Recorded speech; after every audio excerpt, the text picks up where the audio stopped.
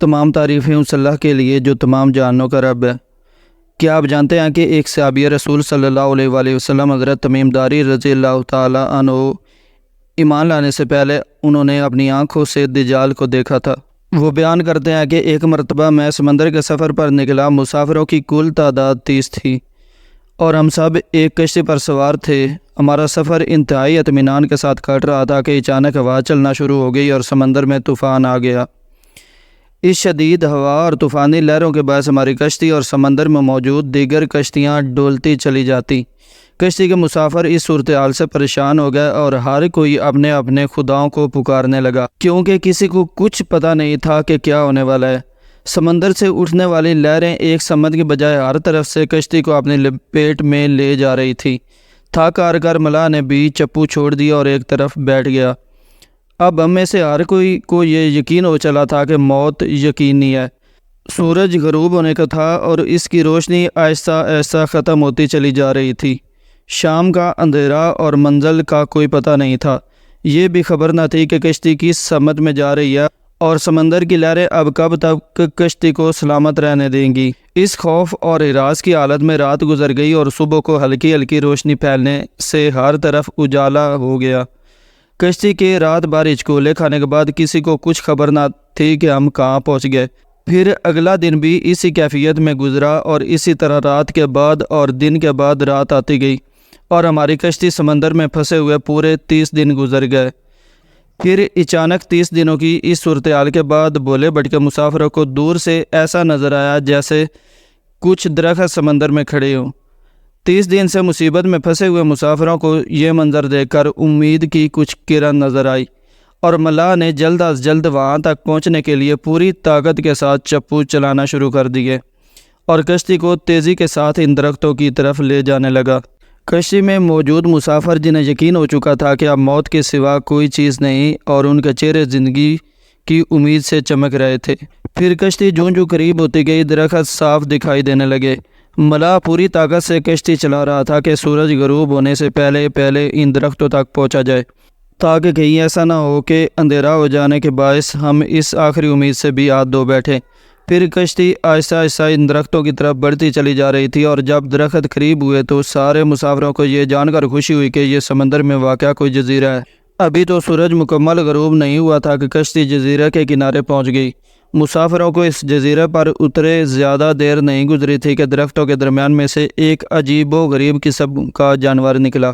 اس جانور کے پورے جسم پر بال تھے اور اس قدر لمبے اور گھنے تھے کہ یہ معلوم ہی نہیں ہوتا تھا کہ یہ جانور کا اگلا حصہ کون سا ہے اور پچھلا حصہ کون سا ہے۔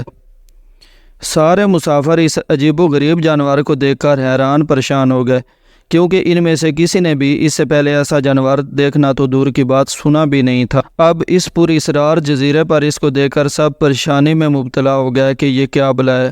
ایک مسافر نے دوسرے مسافر سے پوچھا کہ یہ کیا چیز ہے۔ جانور نے مسافر کی یہ بات سن لی اور مسافر کے جواب سے پہلے وہ جانور خود بولا، میں جاسوس ہوں۔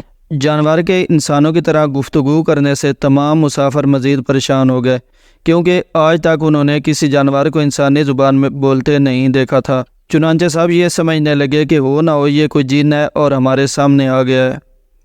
تمہاری جاسوسی کا مقصد کیا ہے اور تم کس لیے جاسوسی کرتے ہو؟ ایک مسافر نے ہمت کر کے اس سے پوچھا۔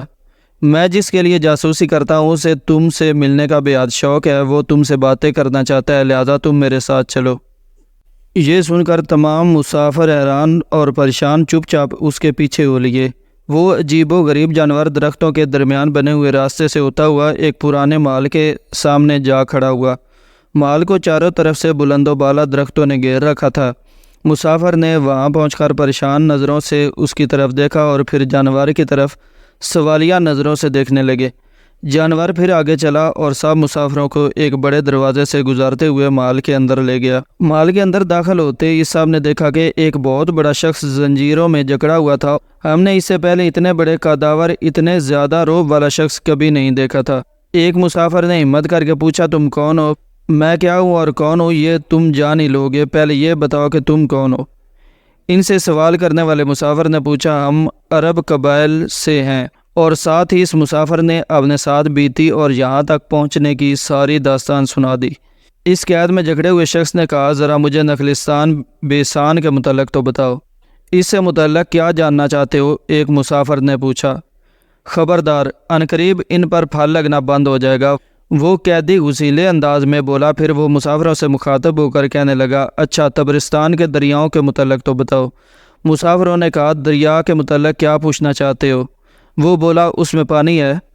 مسافروں نے کہا، ہاں اس میں پانی ہے۔ اس نے کہا، عنقریب اس کا پانی ختم ہو جائے گا۔ پھر کہنے لگا، مجھے زغر کے چشمے کے متعلق بھی بتاؤ۔ کیا پوچھنا چاہتے ہو؟ مسافروں نے پوچھا۔ یہی کہ اس چشمے میں پانی ہے کہ نہیں، اور اگر پانی ہے تو پھر وہاں کے لوگ چشمے کے پانی سے کھیتی باڑی کرتے ہیں؟ پھر وہ پوچھنے لگا، اچھا مجھے ذرا امیوں کے نبی محمد رسول اللہ صلی اللہ علیہ وآلہ وسلم کے متعلق تو کچھ بتاؤ۔ مسافروں نے جواب دیا، انہوں نے مکہ سے اپنی دعوت کا آغاز کیا، اب وہ مکہ سے نکل کر مدینہ میں موجود ہیں۔ کیا وہ عربوں کے لوگوں کے ساتھ کوئی لڑائی لڑے، اور عربوں نے لڑائی میں اس کے ساتھ کیا سلوک کیا؟ قیدی نے پوچھا۔ جواب ملا، لڑائی میں وہ عربوں پر غالب رہے، اور بہت سے عربوں نے ان کی اطاعت بھی قبول کر لی ہے، اور اب وہ خود کو ان کی تابعداری میں رکھتے ہیں۔ یہ سنتے ہی وہ غصے سے پھنکارا اور زنجیروں کو جھٹکا دیا۔